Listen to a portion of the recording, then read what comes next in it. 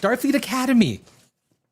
What a train wreck. I mean, it is unloved by everybody. And I mean, rightfully so. This is like one of these TV shows that like, if you remember when The Acolyte aired, you were like, is this the show? Is this the show? Really? It is the worst. I think Section 31 is better than this thing. I mean, I really do. I think Section 31 Section 31 is better than Starfleet Academy. I mean, Starfleet Academy, Blood Origin is the only equivalent that I could really say. Oh, that Robin Hood show. Remember that Robin Hood show? Robin Hood? 2 years ago? That one. I'd even put Velma. I put Velma ahead of this. Velma, I mean, Velma was woke, but it was palatable. I mean, as far as woke stuff goes, you know, it was palatable. I mean, there's nothing good about that to say. Well, the show was palatable. It was, did you like it? Well, it was palatable. I mean, that's really, you're saying it's like a 2 or a 3, right? It's pretty bad. It's a pretty bad show. So, yeah, and there's, I mean, that if there is a, like, it goes to extreme lengths. I guess, I mean, that's going to be our first topic, right? We're going to do, take a look at the One Piece trailer. We're going to take a look at the Masters of the Universe trailer. I got a few thoughts on that. We're also going to take a look at the Razzies. The Razzie Awards are out. The thing about the Razzie Awards, it's all the worst movies. And all of these movies are basically the movies that you haven't seen, right? I mean, that's basically it. I mean, they're so bad. Why would you go see these movies? They're so bad. Basically, no one has seen these movies. So you're reading off a list to say, who's seen these? Section 31. I mean, I think Section 31's on there a few times. So it's deservedly in there as one of the definite winners. It's probably gonna take a few, few of the awards. Take a few of the awards for sure. What is, sorry, excuse me here. We have, is that going, something's wrong with my, I don't know this. That's, oh, I see what's wrong. Is it that? I don't know. Excuse me. And the Razzies. So we're going to do the Razzies. These go through the names. Who's up for Sly Stallone's in there and his daughter. Oh no, the family. The family's coming in to get some Razzies. I wonder if they're going to show up to the ceremonies. I'd like to thank you, Adrian. I'd like to thank here's what the people I want to thank today. I don't know if you guys watch Tulsa King. Not a big fan. It's pretty cliche. I mean, it's not bad for TV, but I do find the Tulsa King. Look, the first episode of Tulsa King kind of turned me off. The only way that they could resolve anything was, I'll go beat you up. I'll go visit. I'll go beat him up. You could be a little bit more thoughtful. And, as a screenwriter myself, you could be a little bit more thoughtful on how you create some of these things. So Tulsa, there's a lot of weakness in Tulsa King. There really is. Is it entertaining? Yes. Entertaining than most shows? Yes. But I'm not a big fan of Tulsa King. Landman, I like Landman is good. Good. You know what I've been watching? The Expanse. I've been watching. I didn't get to the whole series back when it came out, but I've been watching The Expanse. And I'm like, look, if you guys want good sci-fi, The Expanse, revisit The Expanse, or if you haven't watched The Expanse, mark that down. The Expanse is good TV sci-fi. It really is good TV sci-fi. I think I'm into almost through the first season. It's good storytelling, good dialogue, good characters, good casting. I mean, it deserves. I think it's like an 8.5 on IMDb, and deserves it. It deserves a good score because it's a really good TV show, really good show. So, anyway, Starfleet Academy. I think one of the things, when I look at it from a screenwriting perspective, Starfleet Academy. Well, from a pure screenwriting perspective, it's a first off the episode it has no meaning, right? It seems it's only there to pass judgment on people. It's only there to pass judgment on the sexes. You know which one I'm talking about. I mean, there's enough girl bosses in this thing that makes you want to kind of. I mean, it is horrifically bad to the point where I think even most half decent minded feminists would say, okay, that's. It's probably going a little too far here, right? A little bit too far. So, it's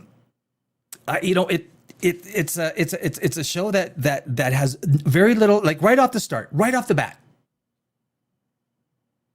you have this workout scene where someone who the Jedediah female, which obviously cannot exist in the Star Trek universe, let alone 1,000 years later, let alone I think she's mated with a Klingon. What is that? What are you? What? Seriously?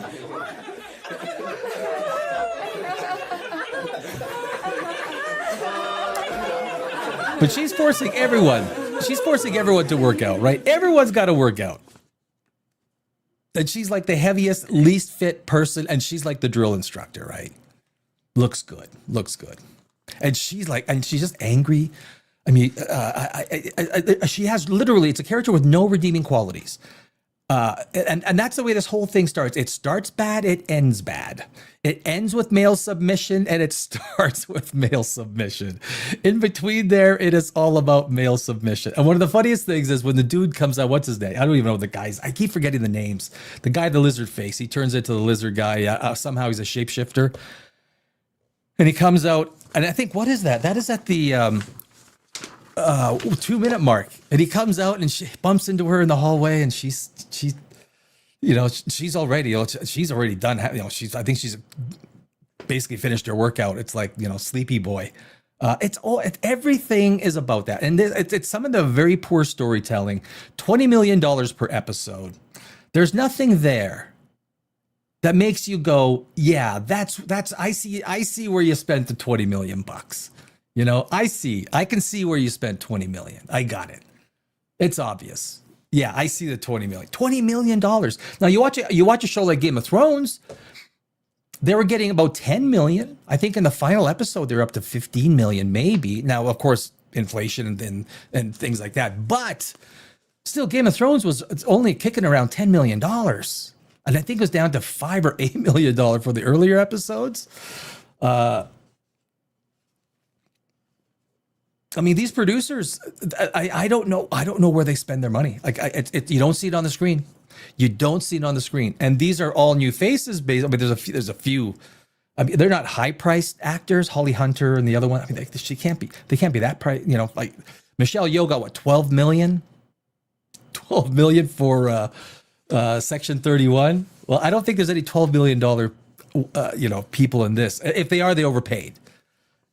Way overpaid, right? So I don't know where. I mean, you take a look at the laser tag sets, right? The laser tag sets were absolutely. I have a friend who has a laser a paintball place. They could have got that thing for $50,000 a month for 2 weeks easily. So I don't know. So that whole Tron thing, the whole laser tag thing, what they were trying to do and where they were trying to go with it. I mean, it's just really bad story. It had nowhere. This episode had nowhere to go. It only exists to show how much better women are than men. That's really, if there's anything else you could have got from this episode, I don't know. And maybe feet are sexy. if you have a foot fetish. This episode gave you a little bit of that, right?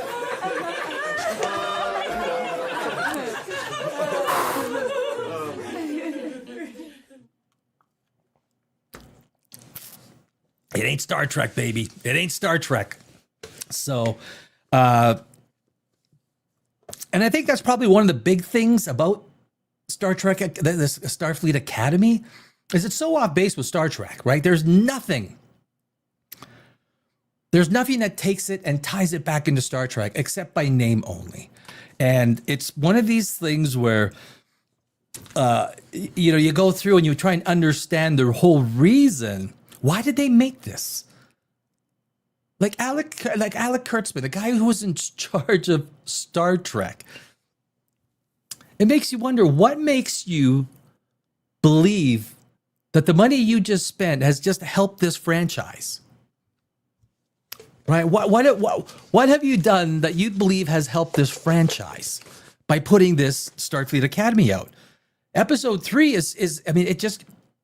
episode 1 was bad. I think episode 2 was worse, and now episode 3 is even just that much worse. And we're heading into episode 4. Hey, Robbie. Oi, Robbie. Talking Starfleet Academy. Starfleet Academy. So, it's Thursday, every Thursday night. So we're going to go live right after the show on Thursday night. And we'll see what Alex Kurtzman delivers us. It's not going to be good. From everything we see, it's not going to be good. Definitely not going to be good. The overall tone, if you take a look at the tone, there's no Star Trek tone. There's nothing in there. There's no world building that is Star Trek. They tried to put it out 1,000 years later, after in the Star Trek universe, 1,000 years later. So I don't know what the reasoning is for that. 1,000 years. You got to think 1,000 years. That was when, what's his name? The Normandy guy invaded England, right? 1,000 years ago,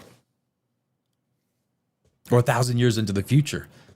They're remaking canon from 1,000 years after Captain Kirk.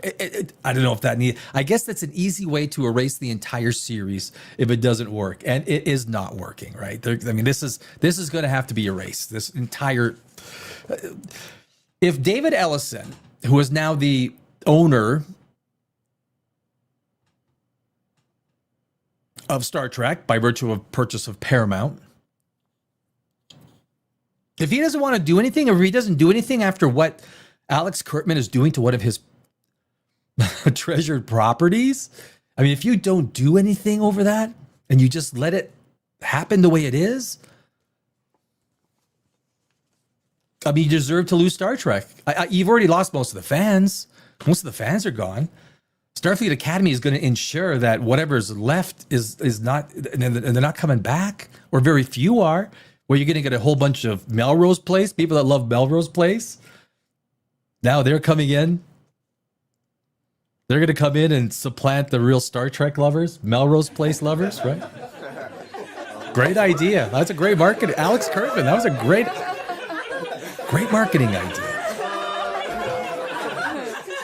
Let's get rid of the Star Trek fans, and then we'll move in the Melrose Place, the MTV World fans. I'm sure they'll love Star Trek. It's just bad. The acting is bad. Everything. It's just. The whole thing with the flower in the third episode, and which basically became a plot device so that the third act can happen, where the flower turns into some, it grows in like 2 minutes, it takes over the entire floor. It's like, well, geez, that seems to be a pretty big problem, but it seemed like a laughing gag to everyone at the bottom. But of course, at the end, the male guy at the War College, whatever his name is, the dude, he submits to the, female power, and it becomes, that is basically the whole episode, right? There's not much there. It's a sad TV show. That's all you can say. From a screenwriting perspective, I don't know how these people get their jobs. I've been screenwriting. I've won many awards. Even my friends, I spent 20 years in Los Angeles. We all talk. How do these people get their jobs? We're just dumbfounded. A lot of us have written, multiple screenplays that with, multiple award winners. But somehow these people it's like they know the right. They're like activists. They know that they're activist writers, and so they get in. It doesn't make much sense, but it is what it is. That's what it is. And so when it comes to Starfleet Academy, I doubt that episode 4 is going to give us anything close to something that's palatable. If it's following the same trend, it's going to be one step lower. It's going to be hard to get as low as episode 3. Episode 3 was literally some of the worst TV you can ever find on TV. It is bad. And there's no other way to put it. It is bad. That's bad TV. $20 million an episode. You watch that. You watch episode 3 and you tell me if you can see $20 million on that production set. I've been with production sets. I mean, I know, like, I look at the sets and I think, where did you spend $20 million? I don't know. Even the people I know in Los Angeles, the people that are that are, you know, they're in production. That was their gig. You ask them, like, where was it? The $20 million is on that screen. No one can say. No one knows. Hey, if I was David Ellison, I would have made the move already. I would have walked down. At least after episode 3, I would have made the move. But look, it's his. He's the one it's his property, and they want to destroy Star Trek. Go ahead. You're doing a fantastic job destroying that franchise. Yes, well done. Well done. So we're talking about the Razzie Awards. Did you guys see the Razzie Awards? Yeah. So the Razzies, and the great thing about the Razzies is, it's a whole bunch of movies. It's the worst of the worst movies, the worst of the worst. So how many people could have actually seen these movies? That's the question, right? How many people could have actually seen? I watched Section 31. That's about the only one that I've seen. But let me see if I can. Let me get this up here. Where are the Razzies? There we go. There we go. Oh, I gotta share it. Okay, no problem. No problem. That's cool. Share screen. Razzie nominations. So there we go. The Razzies. Let me see if I can clean this up here. Oh man, not really gonna let me. Hey, is that okay? That okay? Yeah, you know what? I'm gonna do that. So the Razzie Awards.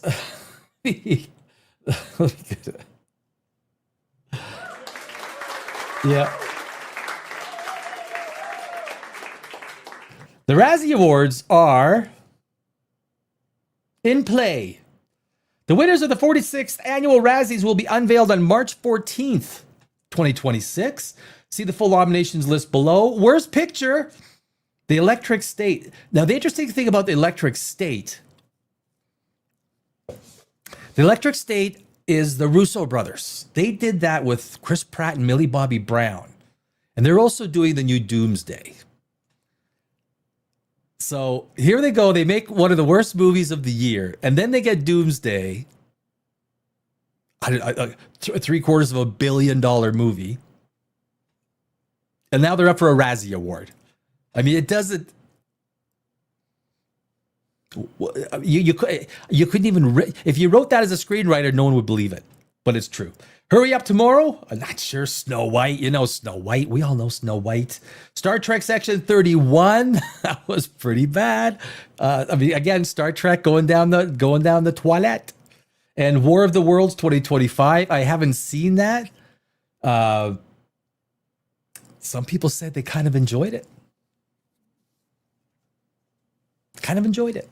Worst actor, Dave Bautista, and he was talking about how he wanted to do more serious roles and he wanted to come in and do stuff that's more, well, in the Lost Lands, he's up there for the worst actor for the Razzie Awards. And if you guys don't know, Razzie Awards are about the worst, right? It's about the worst movie, the worst actor, the worst supporting actors, the worst of everything.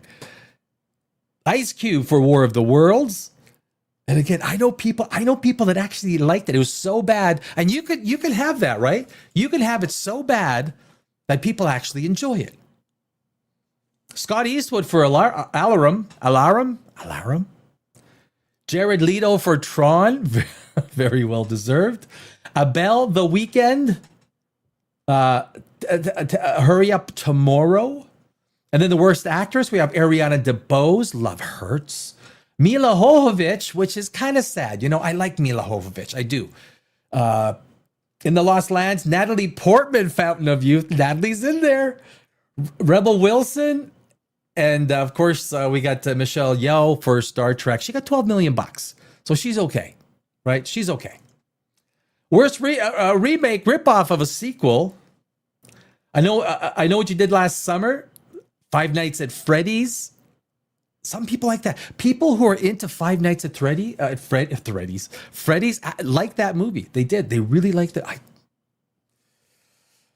didn't really like the first one, but I guess you gotta like the video game, right? Smurfs, Snow White, oh, of course, well deserved, and War of the Worlds. Worst supporting actor. All 7 artificial dwarfs. All 7 of them. Nicolas Cage for Gunslingers, Stephen Dorff for Brideheart, Greg Kinnear off the grid, Sylvester Stallone for Alarum. Worst screen combo, all 7 dwarves, Snow White, James Corden and Rihanna. Congratulations. I mean, that's kind of an unassuming combo. Hey Teresa, how you doing? Where are we here? James Corden, Ice Cube and his his Zoom camera, Robert De Niro in The Alto Knights. Congratulations, Robert. Again, probably well deserved. The Weeknd and his colossal ego. Hurry Up Tomorrow. Yeah, that's again. These are give it up for that. Absolutely, most of these are well deserved. Worst director, Rich Lee, War of the Worlds. Section 31, Otunde Osanami. The Russo brothers, there you go. I think that was like a $300 million movie with marketing and everything. The Electric State, I mean, that was a big loser. Trey Edward Schultz, Hurry Up Tomorrow. Mark Webb, Snow White. And worst screenplay, The Electric State, Hurry Up Tomorrow, Snow White, Section 31, Star Trek, and War of the Worlds. That is that.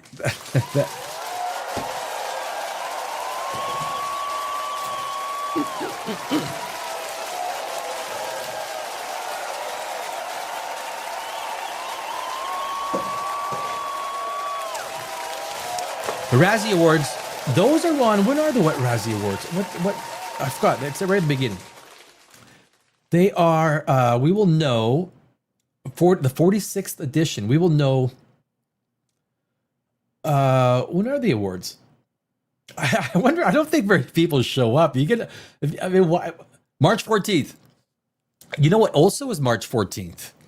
March 14th has a lot going on. That is the day that 3i Atlas is the closest to the planet Jupiter. Closest to the planet Jupiter. So you better watch out. March 14th, the Razzies. The Razzies. Oh, yeah. Yep. So, 2026 is actually going to be what it's looking. It's looking like it's not going to be not too bad of a year for movies. There's obviously, way out in the end, it's Doomsday. There's a lot of movies in between. Spider-Man, what is Supergirl? The Hail Mary. There's a whole bunch of really good movies. He-Man, or should be Masters of the Universe, and for TV, One Piece. Now we'll do One Piece first. And I watched the first season. I know people that loved One Piece, absolutely loved it. I was not a big fan. To me, it was like a 6.5. I think maybe you have to be into that anime kind of a style of TV show and movie, or maybe I'm too old for it. It doesn't. But I do know people that are my age that loved it, right? One Piece, and they just got the new trailer out, the new trailer for One Piece, and I mean, I got a few comments on it. I'm not sure if it's the strongest trailer. for me, watching the trailer, it looked like a lot of the sets looked soap opera-ish. They looked studio lighting. It looked the first one felt, now this is only a trailer, so it's really hard to tell. It's really hard to know. Let me put the trailer up. Where are we here? Video file. One Piece. Oh, At first they were million. So I think how's the volume? I think actually my volume might be a little bit too high. Let me just turn that down a little bit. So this is One Piece. I don't know, like I say, I don't know if you guys like the first season or not. I was kind of like in between, kind of yes, no, maybe. But this is the trailer for One Piece, season 2. A rumor. A dark whisper.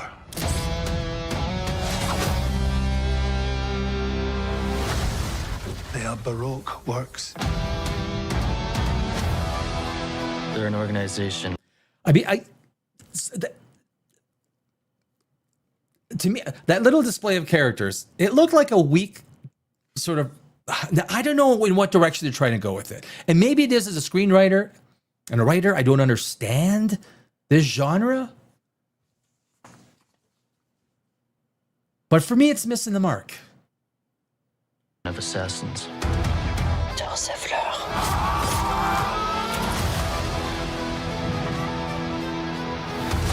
It's the absence of hope. You will never find the One Piece. My friends. Together. You know, that slingshot, the whole slingshot thing is like, it's in so many movies, right? I mean, you had one in Stranger Things. You had one in, what was the other one that was just recently in Slingshot? Like, okay, slingshots and everything. Like, yeah, it's, but if you take a look at some of the sets look pretty weak, especially the ones indoors in studio. And the budgets on this one were pretty big. There's nothing we can't take on. So you're a captain of the Straw Hat Pirates? Monkey D. Luffy. You might think you're unstoppable, but your friends aren't made of rubber. I mean, some of the effects look pretty good, right? Going down the river with, you know, what the rubber arms are. Some of the effects look pretty good. Not bad. But overall, I'm trying, like, it's really hard to get anything substantive from a trailer, right? But overall from this trailer, the One Piece thing, it's not feeling... It feels weak. You've got to be... Hey, Pamela!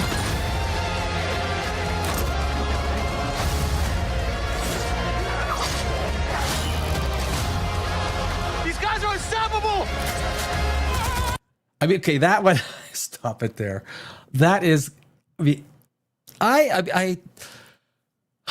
you know, I'm gonna look, if people do like this, it's almost like I do have to chalk this down to some degree.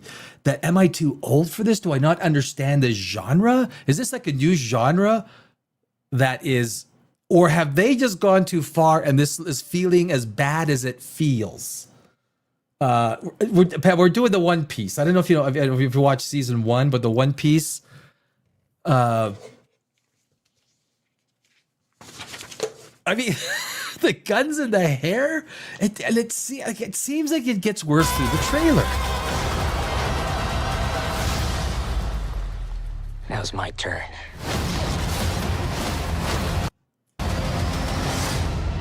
Good luck.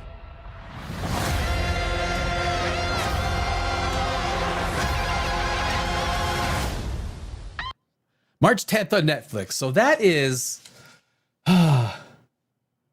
that's One Piece. I don't know. I mean, I don't know. I don't like it. I mean, honestly, I have no desire to watch season 2 of One Piece. That does not give me any desire to watch season 2. Nothing, none. It's kind of weak. It feels weak. Like some of the studio sets feel weak, soap opera style, like the lighting and everything. Some of the contraptions that they're using. like I could be wrong, but I know people that really like the first season of One Piece, and they're a little not happy with this trailer. Hard to tell for one trailer, but this is not showing. I hope it's not showing their best side, because if this is the best side of One Piece season 2, they're in trouble. You never heard of One Piece. The first season was okay. I know people that liked it. They're like, it has like an 8 point something, 8.5, 8.2, 8.3, something like that on IMDb. It's a pretty high score. Like, but to get above 8 is really hard on IMDb. But I mean, this one, I don't know. It's not, I what I see from the trailer, I have no desire to watch season 2. No desire. But I could be wrong. We don't know until it comes out.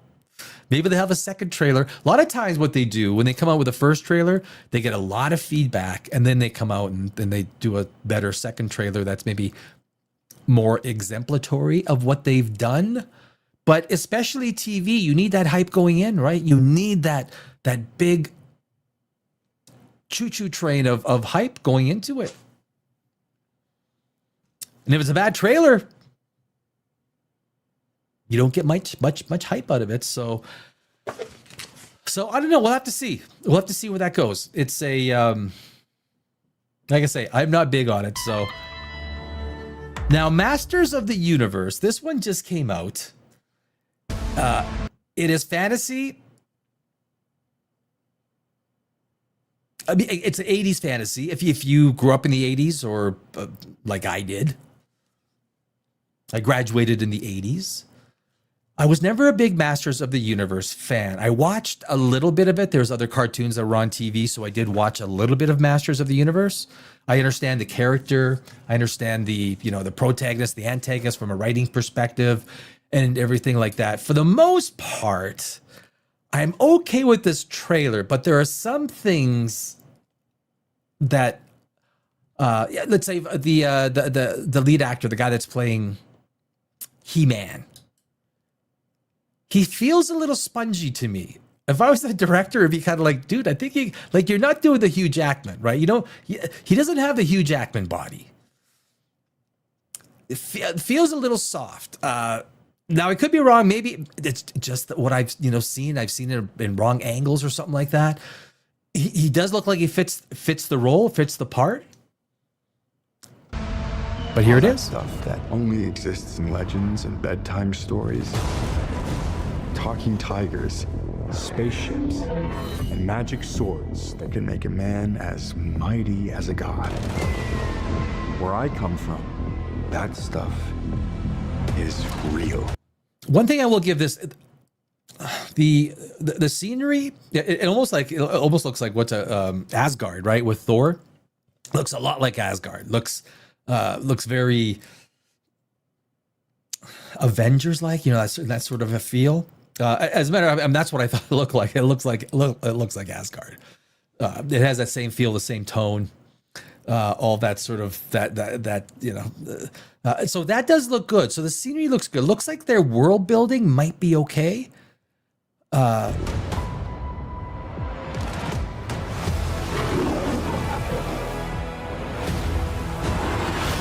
did you send me away?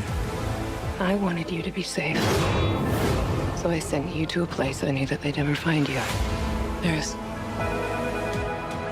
This obsession with nerd stuff and sword things, it's not a good look for human resources.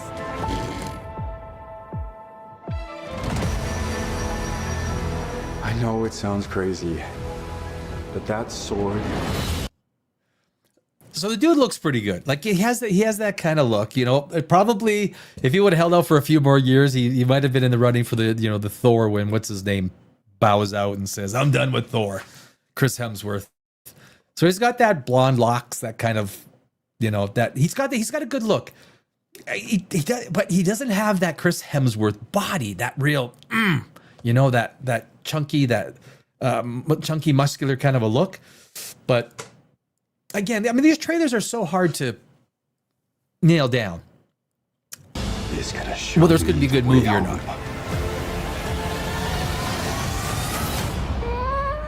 Sir, you can't do that. Don't worry. The sword's mine.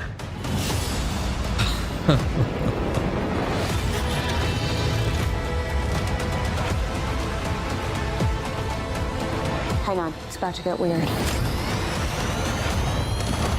So I don't know much about the lore. Like I'm not a guy that was deep into the lore, deep in the canon, or deep into understanding what the whole Masters of the Universe idiom was all about. But like I'm on the fence in this one. Parts of it look okay, but then there's other parts that make you go, man.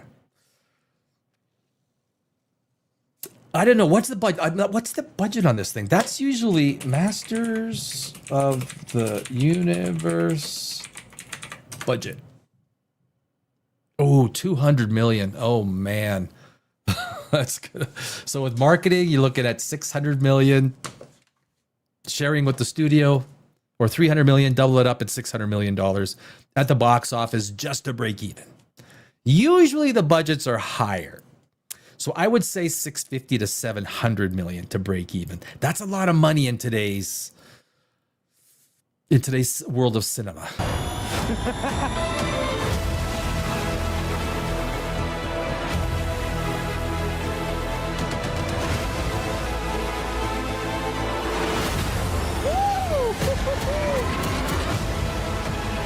What am I supposed to do?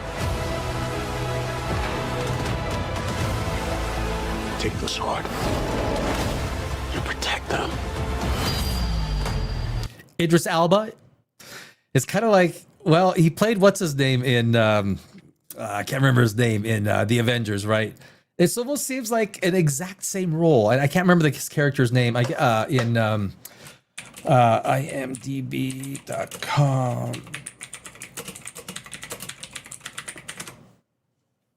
I should have had a punch. Usually I have the IMDb's punched up. Oh my God, I had no idea Jared Leto was playing Skeletor. Really? Man at Arms, Idris Elba. Man at Arms. Did I? Let me. Yeah, so I didn't know Jared Leto was Skeletor. Shit. How far Bjornsson is in it? That's the mountain. He's the goat man. So I don't know. Jeez, that's honestly, with the kind of budget that they have, it's gonna be tough.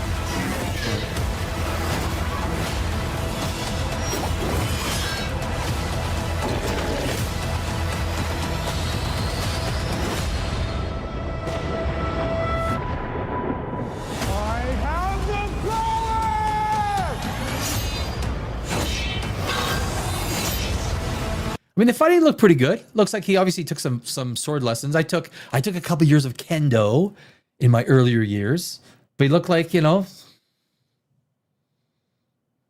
of the sword fighting might be good. I mean, basically in the trailer, you're trying to show parts of what your movie is you got to showcase what you got. There's people in Hollywood, after spending 20 years in Hollywood myself, there's people in Hollywood, that's all they do. That's all they do is make trailers. They will make trailers, and they get paid big bucks to make trailers. Big bucks. A good trailer will sell your movie, even a bad movie. But again, there's so many times we go see a movie and it's, well, the trailer showed the best parts of the movie and we leave disappointed. So that happens a lot, right? So a good trailer, the only thing that sells a good movie is a good movie at the end of the day. That really is the bottom line. He does. He does. That's Jared Leto. Really? Jared?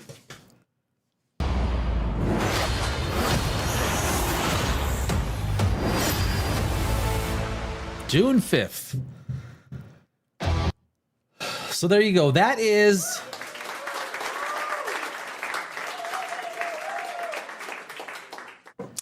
That is One Piece, and that is Masters of the Universe. So hard to tell from a trailer. I would say, it's hard for me to fathom that there's that many Masters of the Universe fans that are going to go out there and spend money to make that thing profitable.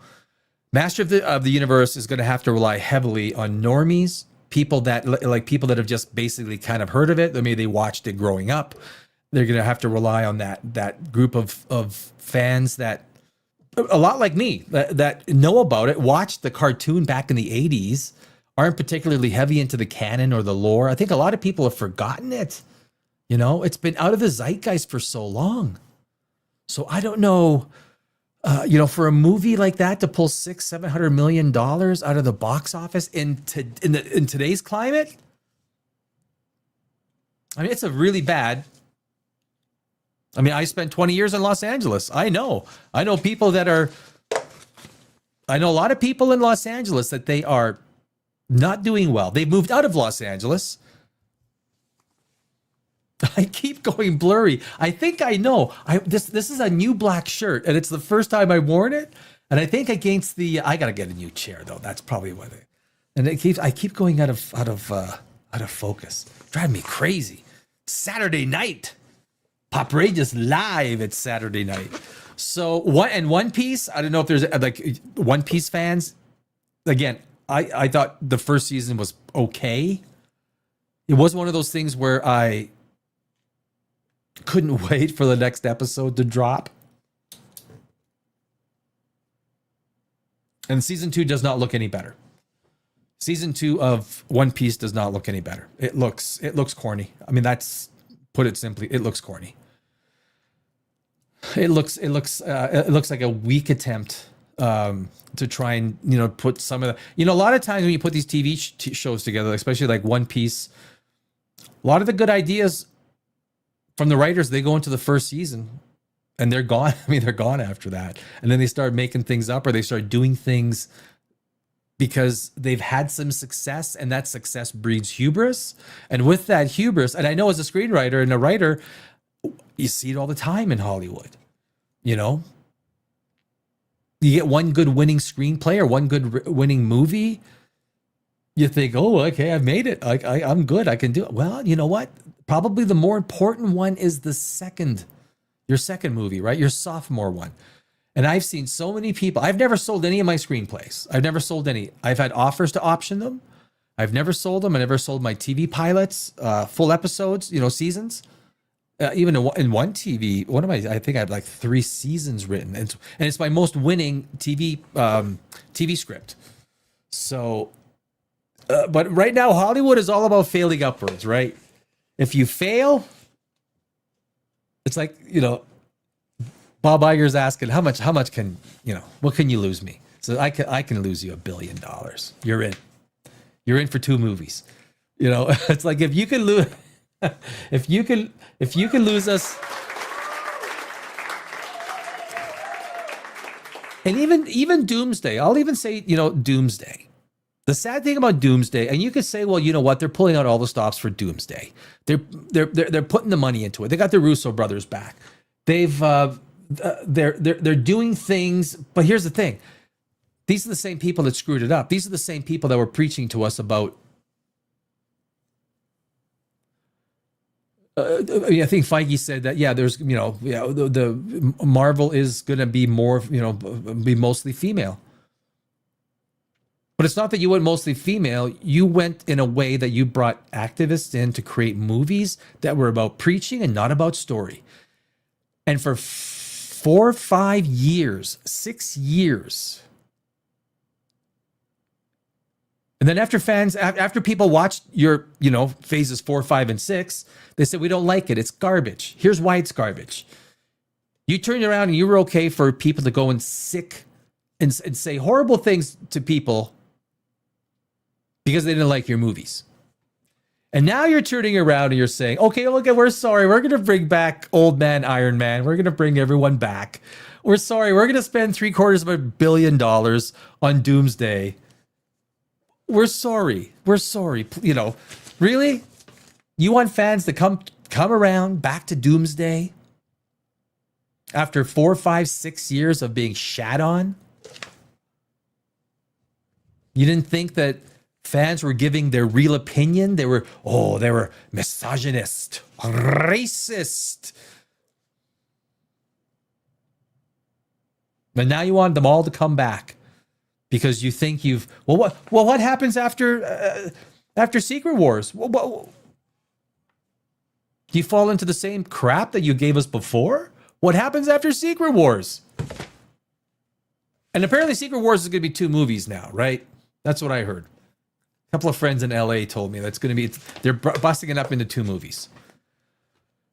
Look, it's probably not a bad idea with the kind of money you're spending. Break it up into 2 movies, trying to get more revenue out of it for Doomsday or Secret Wars. Probably should have done that. You should have made it a trilogy. Trilogies work well. It's been proven. Like, trilogies work well. Lord of the Rings, Dune. I'm looking forward to Dune this year. Ooh, Dune. Give me Denis Villeneuve. Give me Dune 3. Dune is easily...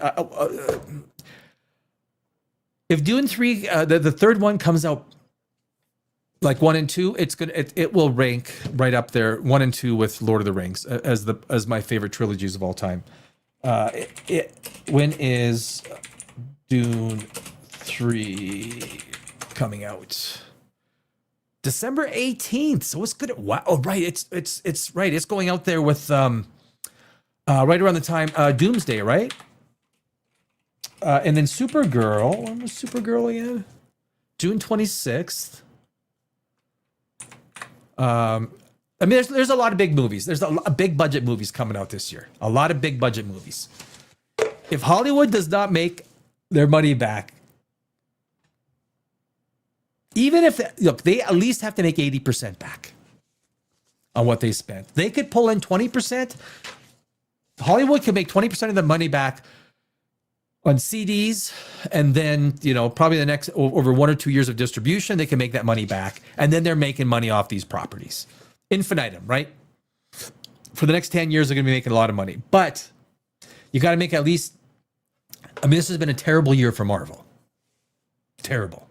If you look at Captain Black America, Captain Falcon America, however you want to go, you got to do better. You got to do better. The Thunderbolts, really?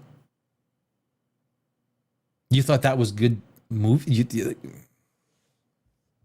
Really? Hey, this is the same company. This is the same company that when Pirates of the Caribbean, the Black Pearl one, this is the same company that thought Johnny Depp, when they saw the dailies from Johnny Depp, they thought Johnny Depp was ruining Pirates of the Caribbean in the first movie. They thought they were ruining.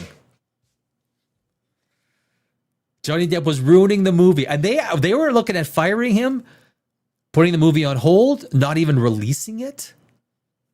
Because they thought Johnny Depp, when they saw the dailies, right? So basically the dailies are when you do the scenes, you do everything that day that was shot. And of course, now it's really easy to see the dailies because it's digital, although you have to render it. And it's pretty, it's a lot of big files. But you can get, you can get these dailies, and the execs will get them. And when it came to Pirates of the Caribbean, they wanted to fire Johnny Depp. They thought he's ruined it. It's over. It's very well known. I think that a few were vocal about it. And then when it was released, when they released it, Disney was like, "Oh, of course, that's our man. That's our guy, Johnny Depp. We knew it all along." No, you didn't. Disney execs are some of the stupidest people. Look, I know I say this, as a screenwriter, blowing up the bridge. Fuck it, right? Fuck it. These execs are some of the worst people who have no clue what a good movie is or what good, most overused word, storytelling. Everyone says storytelling. It's good storytelling. It's good storytelling. Have you ever written a story? Screenplay? Have you read screenplays? You know, these exec use this word storytelling. It's all about storytelling. What the fuck do you know about storytelling? You're an exec. You don't know shit. I mean, I took English. I took creative writing. I've written screenplays. Many screenplays. Won a lot of awards. So at least I got a little bit of street cred. Bob Iger was a weatherman. All right? Bob Iger was a weatherman. Are you fucking... This weatherman says this is a really good movie. Wish, right? He loved Wish.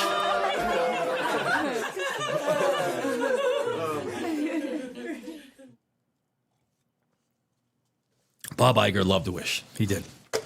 50th anniversary. It was what anniversary? Something. It was came 100th anniversary. 100 wasn't it 100th anniversary? They released Wish. Do you remember Wish? You don't remember these movies. Like you see them, you're like, I gotta name it. What happened? I go, oh yeah, right. Guys, The Expanse. If you are looking for good sci-fi, I watched The Expanse back when it first came out. A little bit. I got partway through the first season, and I started watching it again because I gotta watch this thing again because it was always so good, right? I mean, I'm almost back through the first season of The Expanse. This is like it's even that much better because of all the crap we're getting in today's TV. Go back and watch The Expanse.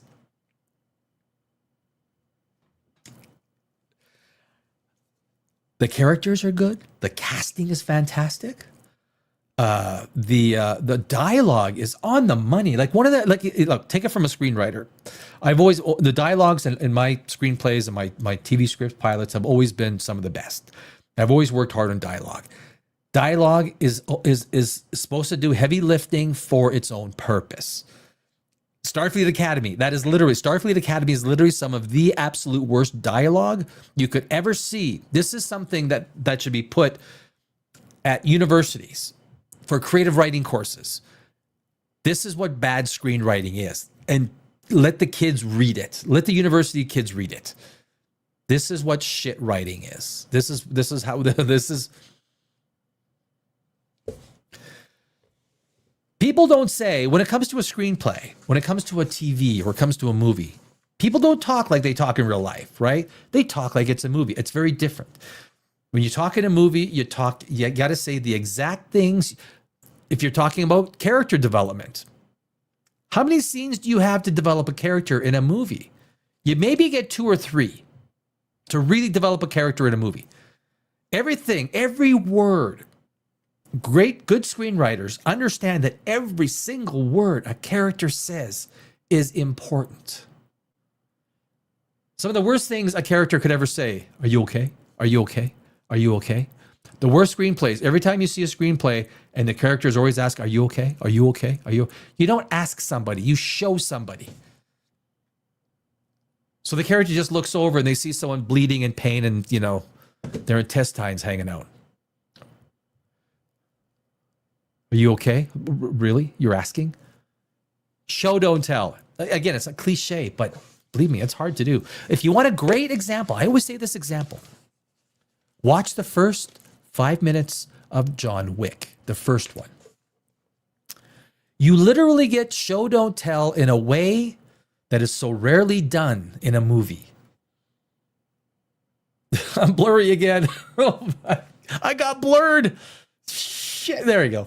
I think it's this black shirt. You know what? I'm going to buy a new chair because it's the black on black. It's the black on black, and it's not picking me up. It's not picking me up. It's like I'm losing it.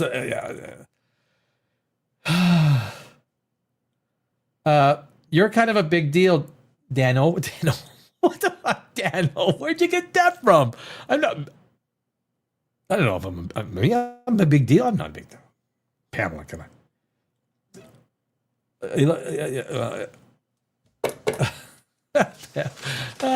Jeez.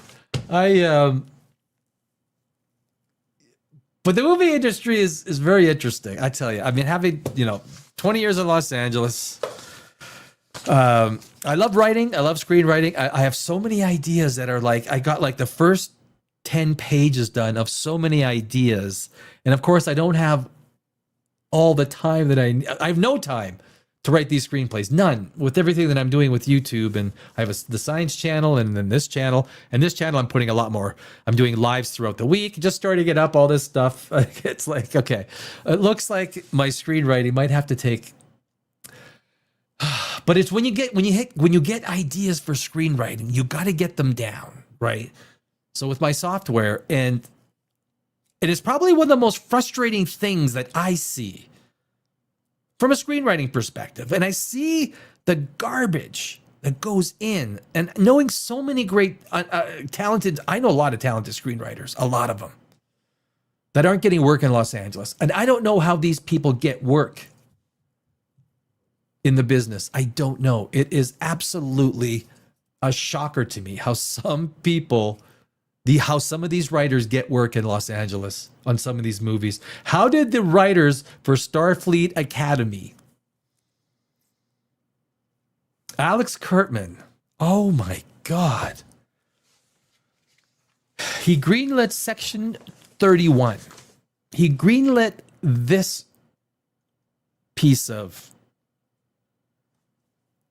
I don't even know what it is. What do you want to call Starfleet Academy? What do you want? Use, put whatever expletive you want in there. What is even more shocking to me is that on websites like Rotten Tomatoes, you can have an 88% critic score because they're basically paid shills. If they were real critics, and they knew anything about creating a movie, writing it, directing it, filming it, lighting it, instead of being a paid shill, little brown bags of money being transferred. Or, the old, give us a good review. You can have the copy a week in advance. As long as you write something nice, you can have it in advance for your YouTube channel.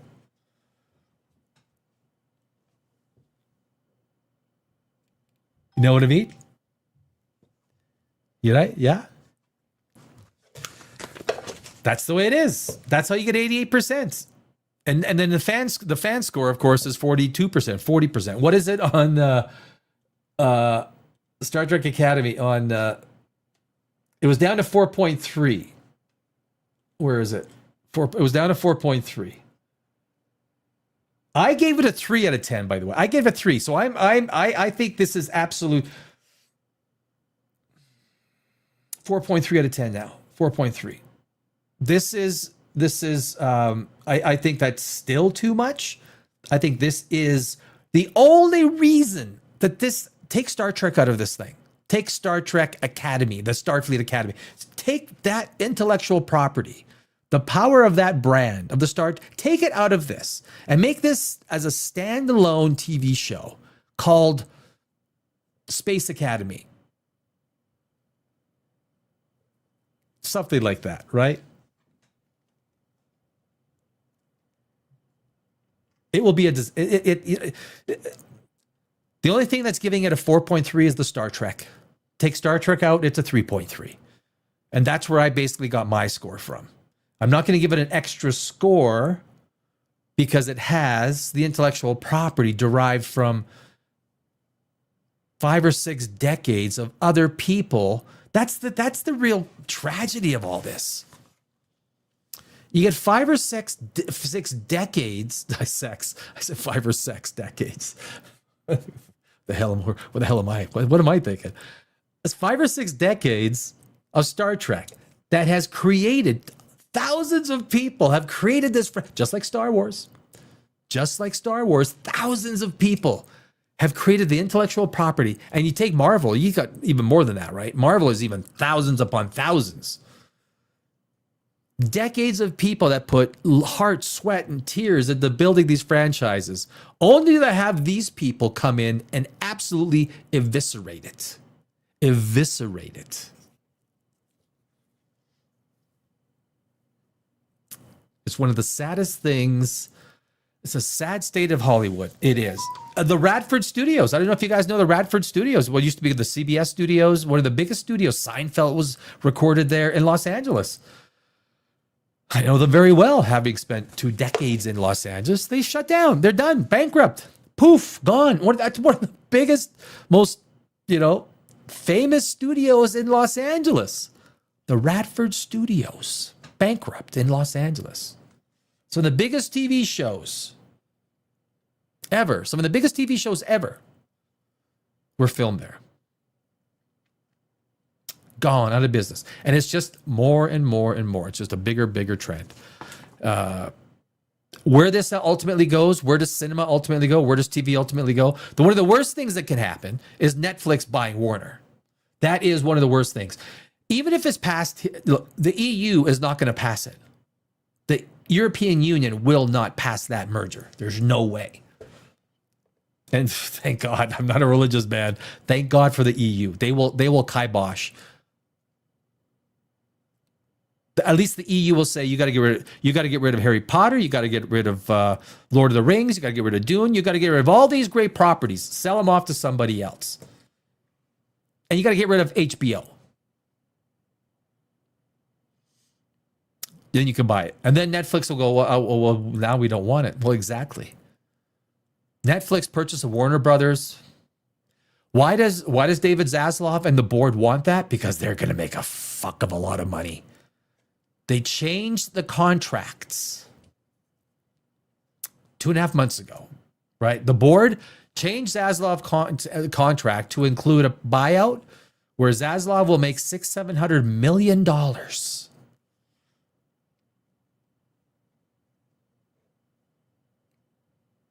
You want that buyout to happen if you're going to make $600-700 million? Of course they do. Of course they do.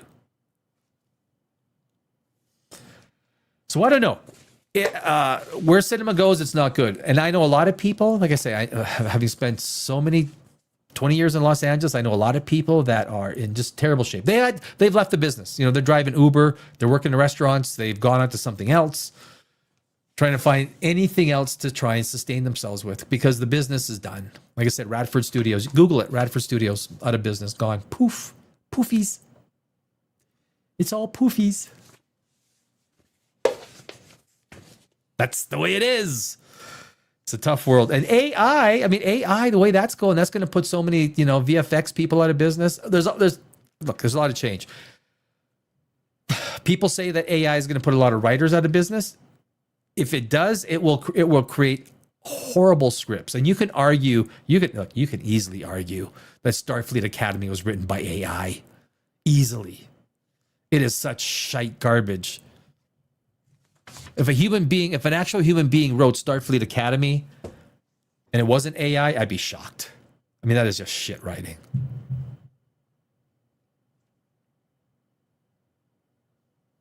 Bewitched. That was Bewitched, right? That was Bewitched. So that's it, guy. I think we're going to call it a night. And we're going to be back next week. 1 week from tonight on POPRAGEOUS Live. It's Saturday night. We're also going to be on Sunday night. We're going to right after the Night of the Seven Kingdoms. It's only I think it's only a 31-minute episode on Sunday night. We're going to go live right after it. Right after Night of the Seven Kingdoms on Sunday night. We're going to be live. Then I'll probably do a couple of live shows during the week next week, and then back on Thursday night for Starfleet Academy, but right around 8 o'clock Eastern, and then back one week from tonight on POPRAGEOUS Live. It's Saturday night. My name is Danny Alex. Thank you for joining me this week. I will see you next week, and I hope. Actually, I'll see you tomorrow night. Actually, tomorrow night is Night of the Seven Kingdoms. I will see you tomorrow night on POPRAGEOUS. Thanks, guys. Cheers.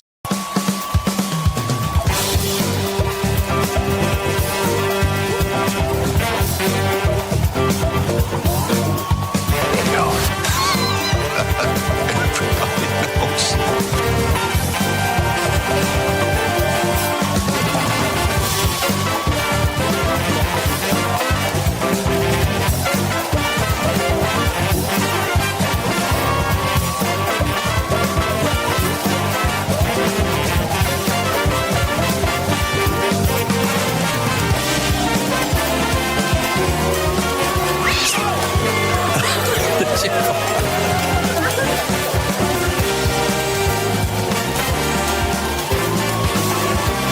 sorry. You're still there.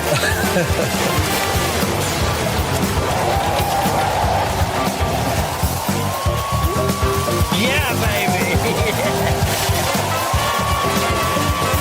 Why are you not in the train? I'm sorry, baby. I didn't know it was your turn. You! Look at me! Yes. What's wrong with being sexy? I mean, there's no Sex. These go to 11. Does that mean it's louder?